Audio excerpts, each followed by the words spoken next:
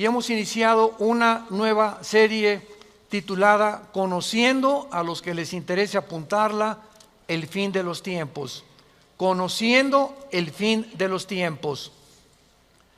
Podemos saber como cristianos realmente en qué época nos encontramos de la historia. ¿Podríamos estar seguros que la Biblia nos proporcionara información para saber si faltan 5 años más, 15 años más, 20 años más en la historia humana? ¿Podemos saber realmente si nos acercamos, como parece ser, a un mundo que está cada día más cerca de un precipicio, de una espiral de autodestrucción, de degradación moral, de confusión política, filosófica, económica? Y la respuesta es claro que sí. Podemos afirmar con la Biblia que vamos a llegar al mundo tal vez en 50 o 30 años, o tal vez nos quedan 5 años o 10 años. Claro que sí, porque Dios no nos ha dejado en tinieblas. Y aunque no tenemos de una forma cronológica y decir, bueno, Cristo viene en un año, o ahorita puede venir saliendo aquí de la iglesia, sí, Cristo en Mateo 16 del 1 al 4 lo especificó. Cuando ustedes ven el cielo lleno de nubes que se juntan y se ponen negras, sabemos que va a llover. No sabemos exactamente si en 5 minutos, 3 minutos, pero esto nos muestra la oscuridad del cielo, que está a punto de caer una tormenta o la lluvia. Así ustedes, Cristo dijo, cuando vean las señales, que son las que vamos en esta serie a estudiar, las señales dramáticas, que no nos quitan ningún lugar a dudas, sabemos que ya los cascos del Apocalipsis, de los 4 jinetes del Apocalipsis, ya se escuchan en el cielo. Que la situación en el mundo está poniéndose tan ennegrecida, tan caótica, la gente está viviendo con una ansiedad, con una preocupación, con un estrés, que parece que se te sale el corazón. ¿Y qué va a pasar con este gobierno y con el peso y con el dólar y en el Medio Oriente y las guerras y la amenaza nuclear, etcétera, etcétera? Y nuestra juventud viven exactamente igual si los mayores no se han dado cuenta. Es impresionante las estadísticas de suicidio entre los 14 y 21 años de edad. Impresionante. ¿Por qué podemos atribuirle tal vez a la tecnología moderna? Hace 15, 20 años mataban a alguien y nos enteramos a los 4 o 5 días. Pero ahora todos los muchachos, los niños traen su iPhone y ahorita te enteras, cayó el petróleo, esto está pasando y hay esto y hay una degradación, etcétera, etcétera. Y todo se convierte como en un espectro a nuestro alrededor y en las mentes de ellos que les produce ansiedad. Les produce temor hacia el futuro. Y me llegaré a casar y podré acabar mi carrera y qué va a pasar, etcétera, etcétera. Y esta situación de intranquilidad no nos va a permitir discernir la voz del Espíritu Santo. Yo no puedo venir a la Biblia con este corazón. Ay, pastor, ayúdeme. Se fue mi hija. Siento que se me va el aliento, porque primero me dice el Señor sereno moreno. Primero te aplacas, primero te tranquilizas, híncate, por nada estés afanado, dime a conocer qué es lo que te está produciendo esta ansiedad, qué te está produciendo esta intranquilidad. Tu hija se fue, tú no tienes control de tu hija, no la vas a hacer regresar, tu esposo no te quiere, tú no vas a hacer que te quiera tu esposo, tu esposa no te quiere, tú no vas a hacer ni la vas a controlar, ni la vas a obligar que te quiera, tu trabajo te acaban de despedir, tú no vas a inventar otro trabajo, ven e híncate y pídemelo. Sean conocidas vuestras peticiones, Filipenses 4, 6 y 7, con toda oración, soy tu Padre, di mi vida en una cruz por ti. Estamos atribulados en todo, pero no angustiados, perseguidos, mas no desamparados, derribados, pero no destruidos. Nunca nos dejemos encorralar en un rincón donde llegue una situación en nuestra vida que, ¿qué voy a hacer? ¿Cómo que qué vas a hacer? ¿Eres hijo de Dios? ¿Eres hija de Dios? ¿Cómo te atreves a preguntar qué voy a hacer? ¿Qué voy a hacer con mi hija? Nada. Con mi esposo, nada. Tú ni yo podemos hacer nada. Quisiéramos tener los hilos y controlar a la gente, controlar a nuestros hijos, controlar las circunstancias. No somos dioses. Los problemas y los eventos van mucho más allá de nuestra capacidad para resolverlos. Para eso vino el Espíritu Santo a nuestra vida, para que aprendamos a través de la oración, cambiar las cosas. Señor, ya se fue mi hija, ya se fue mi hijo está en las drogas, o mi hijo es homosexual, o mi hijo se hizo lesbiana, o mi hijo se quiere hacer transgénero, o ya pasó esto, ya pasó aquello. No podemos nosotros cambiar las cosas ni las circunstancias de ningún ser humano a nuestro alrededor, más que a través de la oración. Señor, te pido, mi hija, no voy a poder hacerla traer, no sé dónde está, mi hijo tampoco, pero Señor, yo vengo ante ti a interceder por mi hijo, por mi hija, por mi matrimonio, y en ese momento, echando toda esta ansiedad, esta preocupación que tenemos, dejémosla a Dios.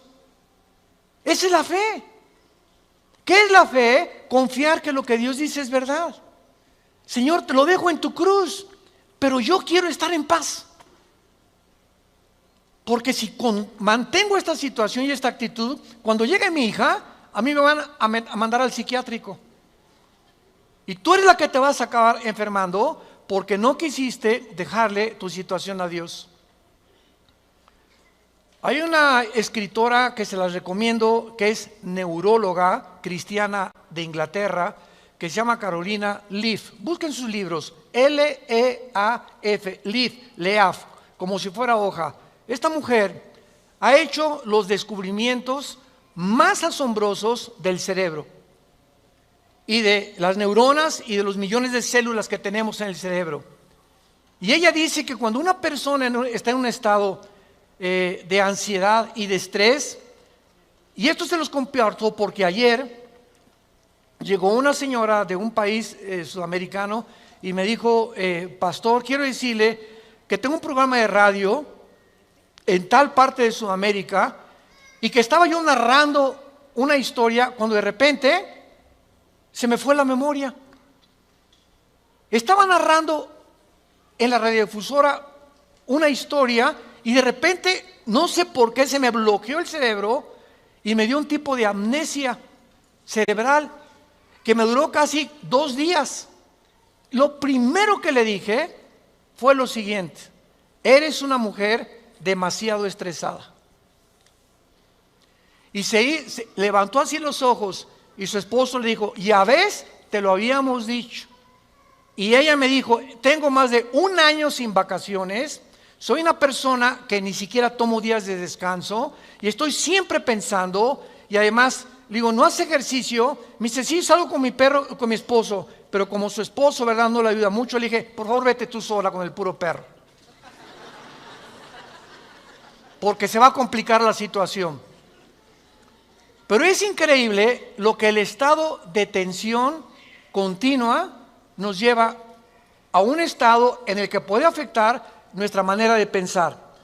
Qué interesante, como lo vamos a ver en este estudio, qué interesante que Dios haya diseñado 6 días por 1 de descanso. 6 por 1. 6 por 1. Para que respetemos el día de descanso, ya sea para ti el lunes, porque el domingo trabajas, el día de descanso es el lunes, pero Dios nos ha programado para trabajar, preocuparnos y pensar 6 días y dedicar de cada 6 días 1 a no pensar en nada, al boliche, al cine, a pasear en la canoa, a Xochimilco, a donde te dé la gana ir. Pero descansar el cerebro. Hay personas que van hasta de vacaciones y se llevan la laptop y ahí están en la alberca y con su laptop, etcétera, etcétera. Sus nietos no disfrutan con ellos, no se meten a nadar con ellos, no juegan a la pelota en la alberca. A donde quiera que van, se llevan sus problemas. Y la mente no fue diseñada para trabajar así. Tenemos que descansar nuestra mente y aprender a que tengamos por lo menos un día a que todas nuestras neuronas y todas las conexiones eléctricas que funcionan en nuestras células del cerebro puedan relajarse, porque esta neuróloga descubrió que cuando una persona está demasiado tensa en algo, algo pasa con las neuronas, que son millones de conexiones, y una que se desconecte te produce interrupciones del sistema eléctrico cerebral que te puede causar finalmente locura. Y entonces llegan las personas, ¿y a quién creen que van a buscar? Al psiquiatra, al psicólogo.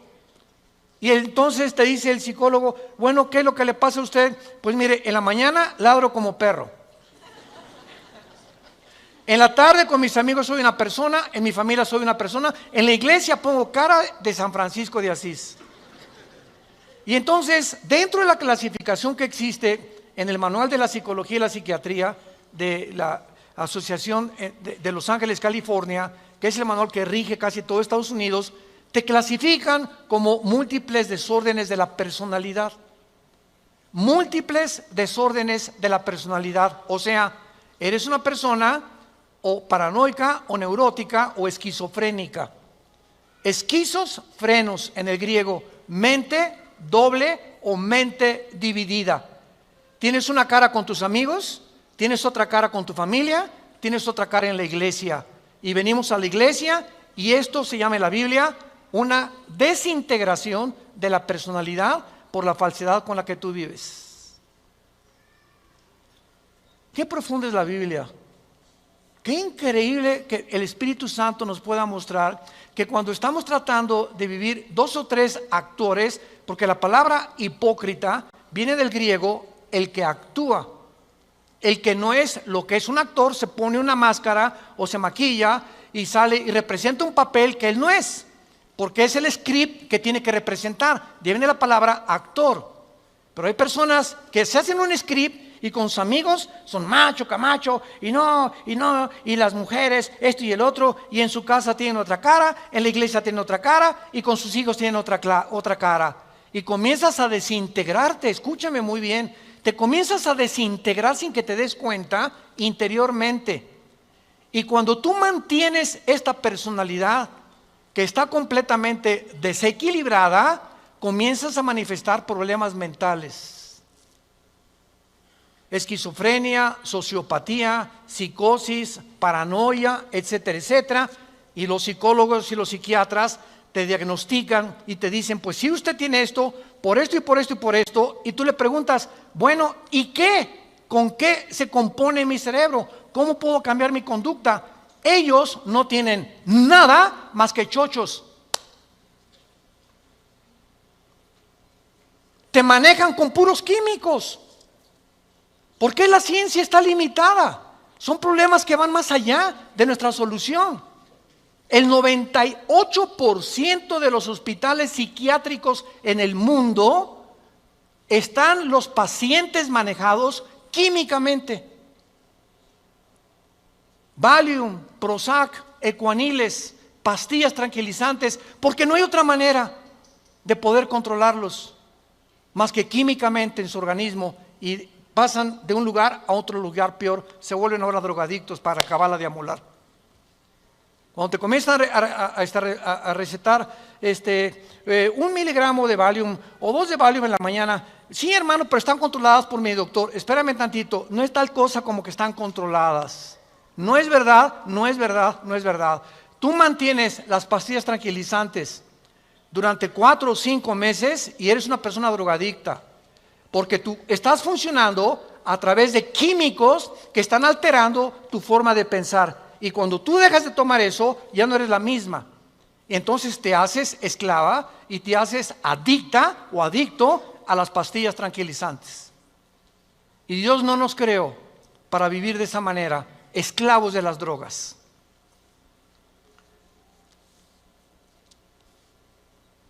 Cuando 2 o más pasajes de la Biblia pueden ser identificados claramente perteneciendo al mismo evento profético y al tiempo designado en esas profecías, podemos comenzar a armar un rompecabezas. La Biblia tiene una pieza en Joel, tiene otra pieza en el libro de los Hechos, tiene otra pieza en Primera de Tesalonicenses. Y cuando venimos a la Biblia, tomamos una profecía de los últimos tiempos de Isaías. ¿Cómo sabemos que esa profecía de Isaías corresponde antes del rapto, o se refiere a la tribulación, o se refiere después de la tribulación, o se refiere al tiempo de dolores que Cristo profetizó que atravesaríamos? Entonces tenemos que juntar la otra pieza que nos falta con la otra pieza que nos falta, y cuando armamos y ponemos juntas las piezas, por eso la Biblia no es de interpretación privada. Yo no puedo venir a los Hechos, porque los Hechos es un libro histórico narrativo. Los Hechos no es un libro doctrinal, escúchenme muy bien. Los Hechos, el libro de los Hechos es un libro que narra la transición entre el judaísmo y el cristianismo. Y por eso había tanta confusión de los apóstoles, porque de repente no era solamente para Israel la salvación, ahora era para todos los gentiles, italianos, guatemaltecos, mexicanos, etcétera, etcétera. Y eso causó un desequilibrio teológico en los apóstoles, que tuvieron que hacer un concilio, Hechos capítulo 10, para determinar qué cosas del Antiguo Testamento se aplicaban al Nuevo Testamento o al Nuevo Pacto en Jesucristo. Entonces, en el libro de los Hechos encontramos, por ejemplo, que muchos comenzaron a hablar en lenguas en 3 ocasiones, y fueron evidencia del Espíritu Santo. Y muchas iglesias han tomado que los fenómenos que pasan en el libro de los Hechos continúan pasando a través de la historia, lo cual es el error más grande teológicamente manifestado, expuesto exegéticamente con la Biblia. Porque los apóstoles escriben Filipenses, Gálatas, Colosenses, Timoteo, para explicar lo que pasó en los Hechos. Y los fenómenos que pasaron en los Hechos sucedieron porque no tenían la Biblia. Y los apóstoles tenían que evidenciar de alguna manera que el Espíritu Santo era real y que los milagros obraban efecto en ellos y demostraban que ellos eran los apóstoles de Jesucristo. Como dice la segunda carta a los Corintios capítulo 12 el apóstol Pablo, a través de los milagros evidenciamos que realmente éramos los apóstoles de Jesucristo. Entonces, cuando no entendemos la estructura de la Biblia, ¿cómo interpretar esto a la luz del otro pasaje? Es cuando caen las sectas. ¿Qué cosa es una secta? Es un grupo que se junta para sacar un versículo de la Biblia sin tomar en cuenta las demás piezas del rompecabezas, y con ese versículo que sacaron arman una doctrina. Por ejemplo, los mormones, tus compadres. Los mormones sabemos que fue fundada por un falso profeta, José Smith. Lo mataron cuando Estados Unidos tuvo la constitución y prohibieron la poligamia. Entonces los mormones enseñan que somos dioses y que Jesucristo es un Dios también. Y toman un versículo y lo enseñan, es que David tuvo muchas mujeres, Salomón 700 mujeres y 300 amantes, ¿por qué no yo? Sin tomar en cuenta las condiciones históricas y el marco donde se desarrollaron estos reyes, y poder entender que en el Nuevo Testamento, 1 Timoteo, se dice marido de una sola mujer, no 2 o 3 alrededor. Entonces, si el Shah de Irán y si los jeques árabes tienen un harem de 10 o 15 mujeres, no significa que tú lo vas a tener. ¿Y por qué Dios lo permitió? Esa es otra pregunta muy buena. Dios lo permitió, pero nunca fue la voluntad de Dios. Y ve lo que le pasó a Salomón, ve lo que le pasó a Sansón y ve lo que le pasó a David. Los 3 hombres más grandes del Antiguo Testamento cayeron por una mujer. Una mujer arruinó su vida para siempre. Casi pierden el ministerio como Sansón y Salomón. David se levantó gracias a Dios, pero nos damos cuenta que Dios nos habla en este libro, y por eso se llama Santa Biblia, porque nos dice la verdad de lo que hay dentro de nosotros. Dios no oculta los pecados de los más grandes hombres que la Biblia describe. Un hombre común y corriente, un escritor, jamás se atrevería a eso. Protegería a los héroes, pero Dios los desnuda y nos muestra que fueron hombres como tú y como yo. Muy bien, vamos a ver a continuación algunos 4 pasajes proféticos que se encuentran conectados, interrelacionados los unos con los otros. Y vamos a ver en estos pasajes, a los que les interese apuntar, cada vez que ustedes vean en el Antiguo Testamento o en el Nuevo Testamento la frase, el día de Jehová, el día de la ira de Dios, o en el Nuevo Testamento, el día de Cristo o el día del Señor, se refieren todos a los 7 años de la tribulación. A los 7 años de la tribulación. Entonces, cuando vemos nosotros que dice el día de Jehová, sabemos que ya nosotros no vamos a estar aquí.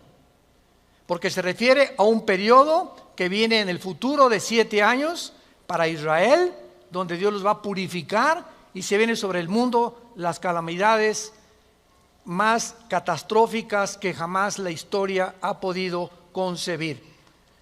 Y vamos a ver entonces que esta frase, el día de Jehová, no es un día de 24 horas, porque la palabra Yom, Y-O-M en el hebreo, que se tradujo día, puede ser de 24 horas, de una semana o puede ser de un año también.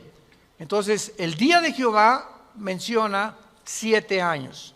Vamos a ver el primero en Joel capítulo 2.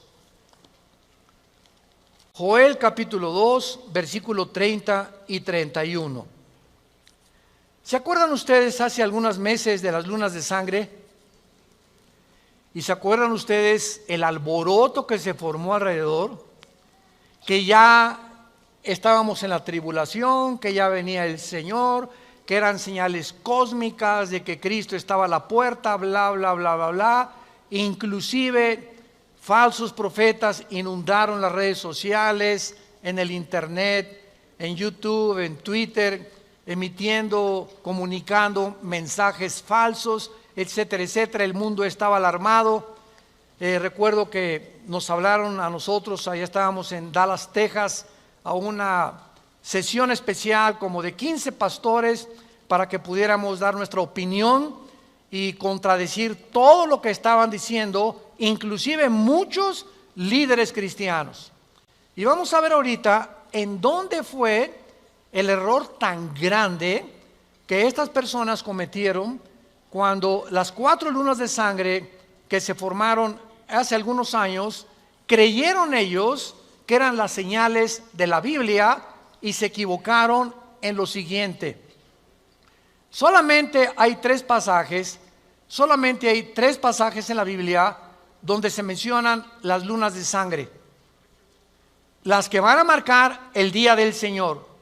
Pero vamos a notar ahorita, tenemos que usar el microscopio en lo que leemos. Vamos a notar que cuando estas lunas de sangre bíblicas aparezcan, van a aparecer aunadas a un eclipse solar.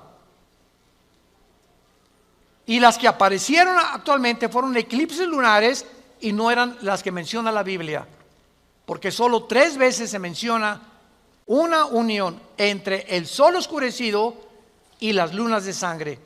Vamos a ver en Joel 2, 30 y 31 de quién está hablando. Daré prodigios en el cielo y en la tierra, sangre, fuego, columnas de humo. El sol, ojo, el sol se convertirá en tinieblas y la luna en sangre, antes que venga, ¿cuándo? ¿Qué cosa?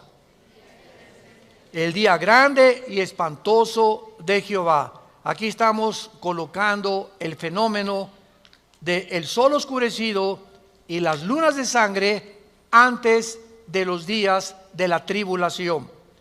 Veamos claramente que la tierra experimenta lunas de sangre durante algunos eclipses de luna.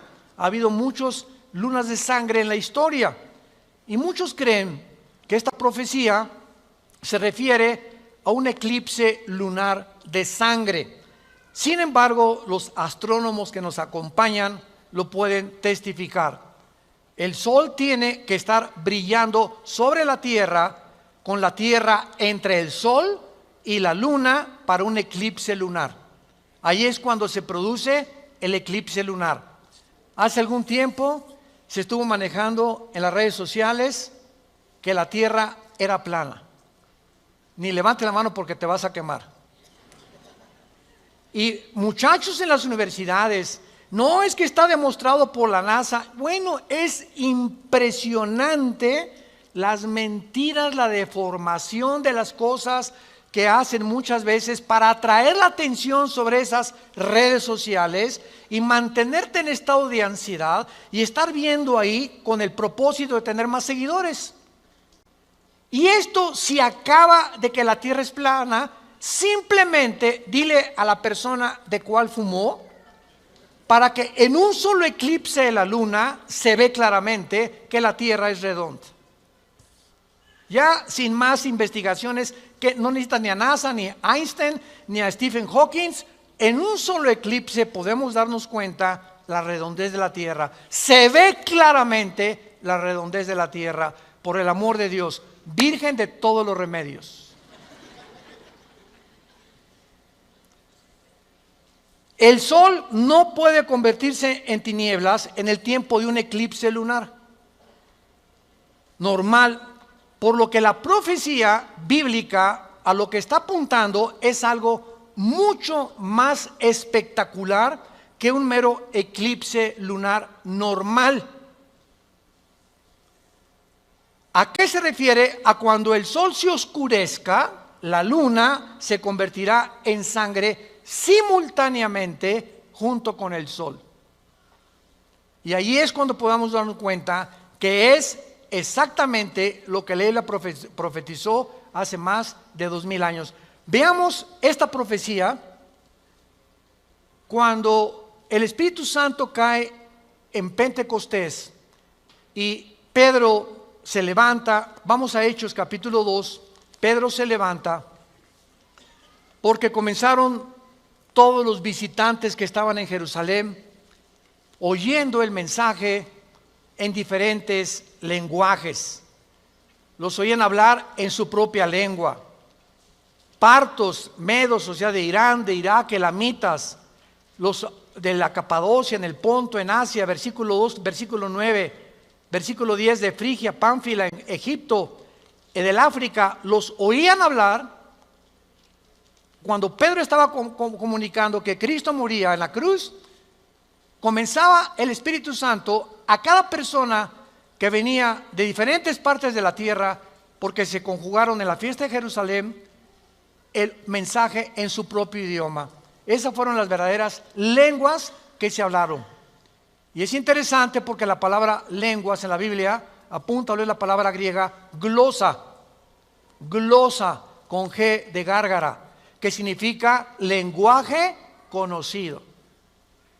No, jala chanta garramati tuturumamajasatata la catalaca. ¿Oye qué? A ver, vamos a tener una grabadora, vamos a grabar y vamos a buscar en todos los lenguajes, chichimecas, tlaxcalca, maya, etcétera, etcétera, si hay algo que se le parezca a lo que acaba este señor de decir.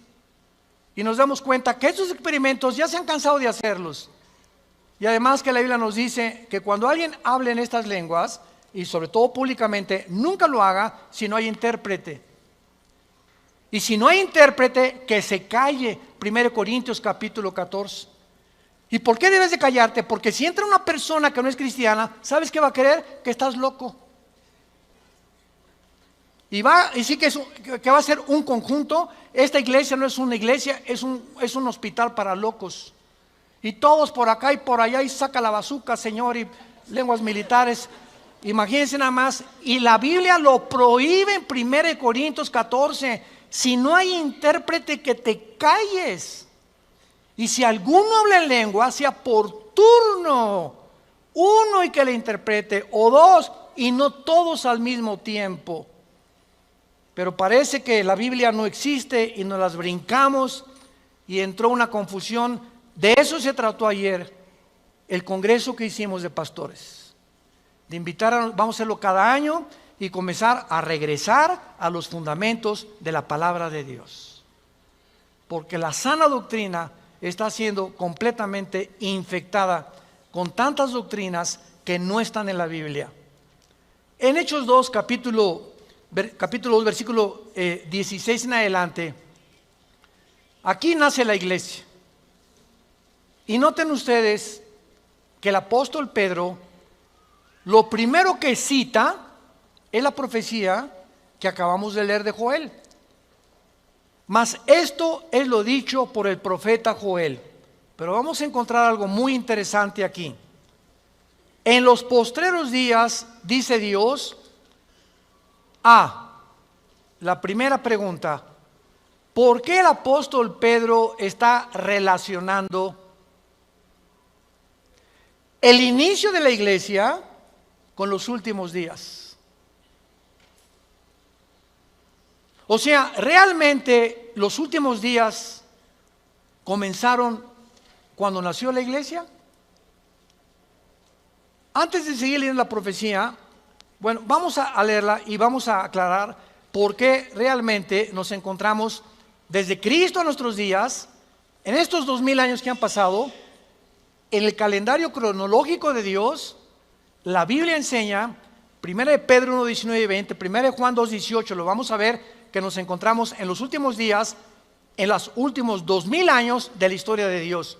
Y si ya estamos en el calendario de Dios, en el siglo XXI, ¿acaso nos pasamos de 2000 años? Entonces, ¿por qué si ya pasamos de los 2000 años no ha venido Cristo? Bueno, la respuesta es muy fácil. El calendario bíblico es de 360 días.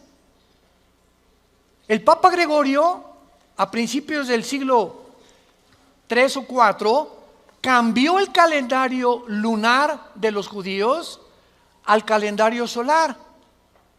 Entonces, nosotros vivimos bajo el calendario gregoriano de 365 días. Se le agregaron 5 días, minutos y segundos al calendario que vivimos. Y si tú lo comparas con el calendario judío está trazado casi 240 años.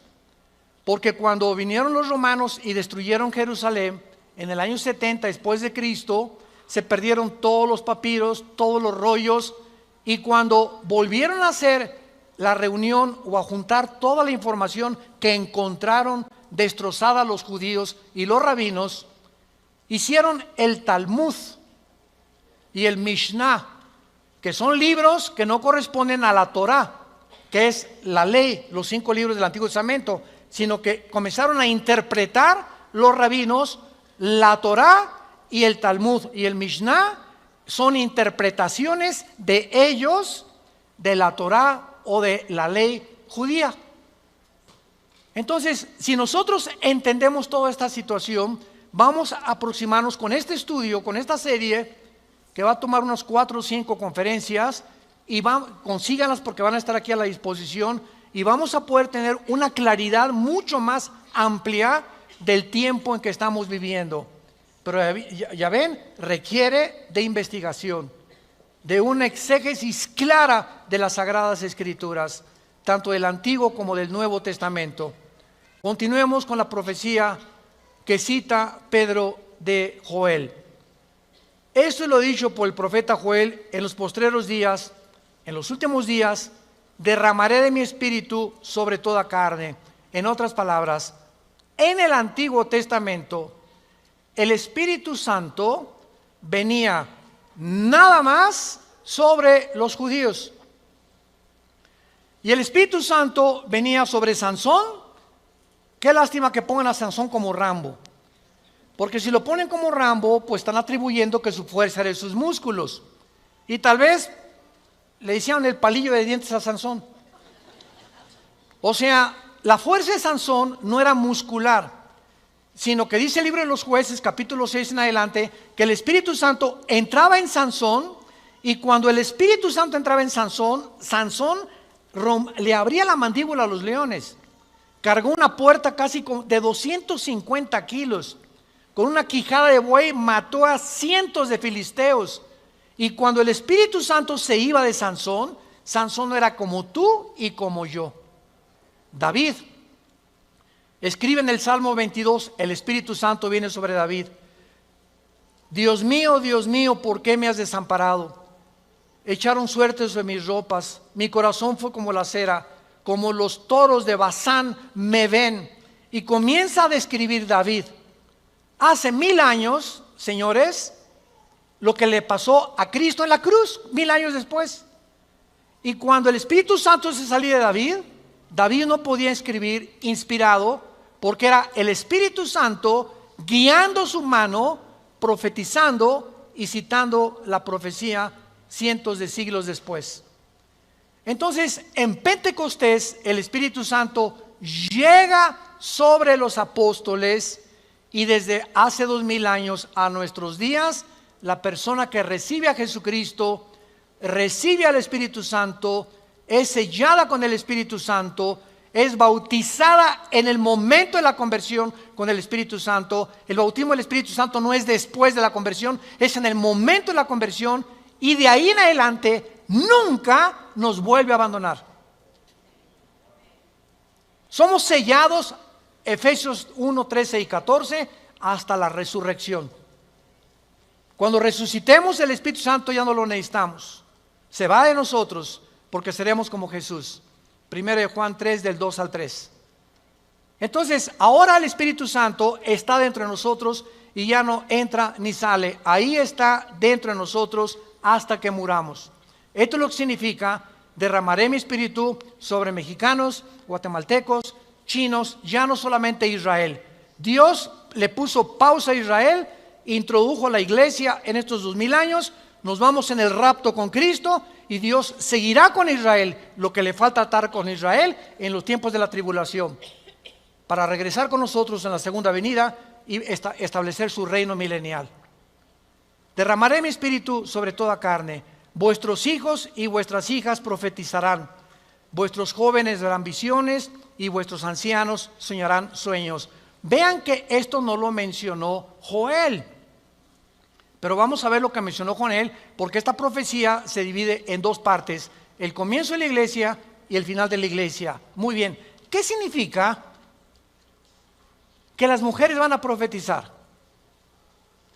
¿Qué significa que los jóvenes van a profetizar? Y tomando este versículo y sacándolo de su contexto, sin considerar 1 Corintios 14, 3 y lo que explican quién es un profeta ahora en el Nuevo Testamento, en muchas iglesias se enseña. Yo llego a muchos lados y me dicen: te presento al apóstol y a su esposa la profeta. Jesús, María y José y el burrito que los acompaña. El apóstol y la profeta. Oiga, ¿y quién lo hizo usted apóstol? Ya no me quiero meter en eso, ¿verdad? Ayer lo vimos, cómprenlas. Estuvo buenísimo el argentino que le invitamos a compartir. Y la profeta. ¿Por qué usted profeta, hermana? Porque tiene visiones y profetiza cuándo van a ser los terremotos y cuándo van a derrocar a tal presidente, etcétera, etcétera. Dios mío, ¿no han estudiado la Biblia? ¿No han leído la Biblia?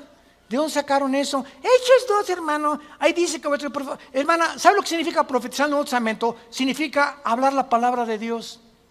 El que profetiza, 1 Corintios 14, 3, habla para exhortar, para poder consolar y para poder difundir la palabra de Dios. Ya las profecías hacia el futuro, que va a venir una persona con vestido verde y te vas a casar con él. El Espíritu me dice que ríos de agua viva saltarán de tu iglesia, y ese hermano es el ungido de aquí del pueblo. Todas esas cosas son falsas profecías. La Biblia está completa. No hay nada que se le pueda agregar ya, está sellada. Y todo lo que Dios nos quería decir del cielo, del infierno, del futuro, de las naciones, todo está aquí. A la ley y al testimonio, y al que no le guste, que más vale que le amanezca muy pronto. Tenemos que estudiar la Biblia. Tenemos que contrarrestar tanta infección que ha entrado a las iglesias por una mala exégesis, por una mala estudio de las Sagradas Escrituras. y comienzan a tomar textos como este, ¿verdad? Sin que se den cuenta que no están respaldados por el Antiguo Testamento, y si lo respaldan lo están interpretando equivocadamente. Y dice el versículo, para continuar, versículo 18: y de cierto, sobre mis siervos y sobre mis siervas en aquellos días derramaré mi espíritu y profetizarán. Ahora, bajo el pacto en que nos encontramos, las mujeres pueden hablar la palabra de Dios, las mujeres pueden dar estudios bíblicos, las mujeres pueden predicar mientras estén bajo la sujeción de su esposo. Ah, ¿verdad? Oiga, ¿por qué permite a su esposa profetizar? Porque está sujeta, más le vale. No, que ni me oiga. No, ¿verdad? No es la sujeción, eso sería autoritarismo. Mi esposa ahora, no sé cuánto usted ya está en las redes de YouTube, la conferencia que ella dio en la Riviera Maya, la última conferencia el domingo, fueron como 200 matrimonios casi de todas partes de la América Latina, y es el mensaje más hermoso que a Marta le he escuchado yo. Las mujeres casi lloran, les puso sobre los puntos sobre las íes, ¿verdad? Y las preguntas surgieron. Dice en 1 Timoteo capítulo 2, le prohíbe a la mujer que usurpe la autoridad del varón. Es todo nada más. Que una mujer se desboque y comience por aquí y por allá, y el marido ni enterado. Eso es a lo que la Biblia se refiere. Pero si una mujer, ¿verdad?, es sujeta, y el marido, ¿verdad?, me dijo mi esposa, oye, yo le dije, ¿quieres compartir la última conferencia en el seminario? Me encantaría que lo hicieras, porque reconozco que mi esposa le dio el don de predicar la palabra de Dios. A eso se refiere. Todos, muy jóvenes, todos tienen el derecho ahora de compartir la palabra de Dios, pero no profetizar en el sentido del Antiguo Testamento. En el Antiguo Testamento los profetas se llamaban, apúntalo, Naví, con B chica, Naví, que significan los que veían el futuro, y todo el futuro se encuentra en la Biblia ya registrado. Ya no hay nada que agregarle y nada que quitarle a la palabra de Dios. Muy bien, hasta el versículo 18 de Hechos 2 que estamos leyendo, noten ustedes que termina hasta el versículo 21 lo que cita Pedro. Y del versículo 19 y 20, Pedro cita las palabras de Joel: daré prodigios arriba en el cielo, señales en la tierra, sangre y fuego, vapor de humo. Y vuelve Pedro a repetirlo: el sol se convertirá en tinieblas y la luna en sangre antes que venga el día del Señor. Lo mismísimo que Joel anunció en el versículo 30 y 31. Todos estos fenómenos cósmicos serán antes de que el anticristo aparezca, antes de los 7 años de la tribulación, y estas señales cósmicas les servirán a muchos judíos principalmente, anunciándolos que el Mesías falso que están esperando va a aparecer en la forma del anticristo. Porque por eso los judíos ortodoxos no creen en Jesús como el Mesías, y nos tachan a nosotros de que somos politeístas. Yo cada vez que voy a Israel y vamos al Muro de los Lamentos, ahora en junio vamos a regresar a Israel, vamos a ir un buen grupo grande de gente, vamos a ir parándonos en todo, vamos a visitar desde Galilea hasta el Mar Muerto. Y cuando lleguemos al Muro de los Lamentos, antes de llegar hay una como charolita que te dan los judíos de cartón, que se llama la kipá, que se pone aquí atrás. Y tú no te puedes acercar al Muro de los Lamentos, porque si te ven sin la kipá, no amaneces. Entonces no la venden ni nada, pero te la pones, ¿verdad? Te sometes, no hay ningún problema, te la pones y ya te acercamos los lamentos y están los judíos ortodoxos orando. Y me acuerdo la última vez que fuimos que había un rabino judío ortodoxo, y como hablaba español, oí que le dijo, oye, che. Y entonces en ese momento dije, tú eres de Argentina, ¿verdad? Sí, Buenos Aires, claro, por el che. Y le dije, ¿tú conoces a Jesús? Y se espantó. Y me dice, tú eres cristiano, ¿verdad? Y me puso unos ojos tan feos. Le dije, sí, soy cristiano. Le dije, ¿por qué no crees en Yeshua? Y comenzamos a discutir. Y nos rodearon como 10 rabinos. Y el misionero que teníamos allá me decía desde lejos, Armando, me hacía así, me hacía, vente rápido, salte de ahí, salte. Y se hizo con una bolita como de 15, como 20 personas.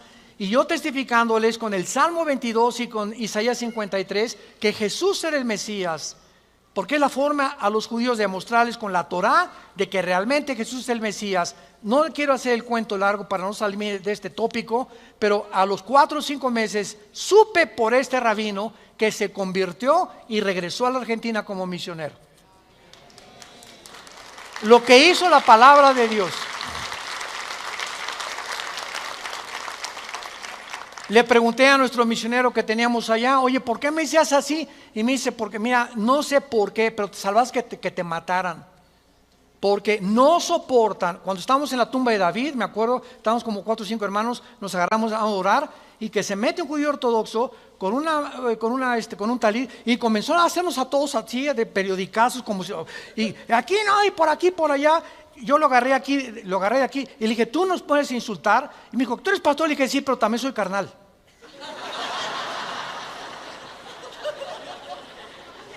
Se me quita a veces lo espiritual. Dije, tú no tienes ningún derecho a hacernos esto. Y mi señor me estaba traduciendo, ¿no? Dile que no tiene derecho a hacer esas cosas, ni viene a empujarnos, porque tenemos el derecho a estar aquí por el gobierno de Israel. Y se salió, pero no soportan a los cristianos. Es una religiosidad impresionante. Por eso Apocalipsis 11, léanlo, acaba Jerusalén será como Sodoma y como Egipto antes que venga el Señor. Y no es de extrañarnos, Tel Aviv, la capital de Israel actualmente, que gracias a Dios se cambió ya a Jerusalén.